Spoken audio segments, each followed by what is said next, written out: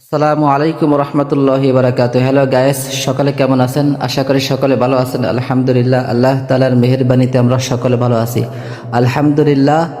অফুরন্ত নিয়ামত আল্লাহ তাআলা পৃথিবীকে কত সুন্দরভাবে সাজিয়েছেন। তো আমরা এখন বাংলাদেশের খুলনার একটি ঐতিহ্য ফুলতলা রেল স্টেশন থেকে আমরা একটু হাঁটাহাঁটি করতেছি। এদিকের পরিবেশটা মাশাআল্লাহ অসাধারণ পরিবেশ। দর্শক শ্রোতা, আপনারা যারা আইছেন কমেন্ট করে জানাবেন, আর যারা এখনো আসেননি আপনারা একদিন সময় করে আসতে পারেন। এদিকে বিকাল হলে হাজার হাজার মানুষের ভিড় জমায়।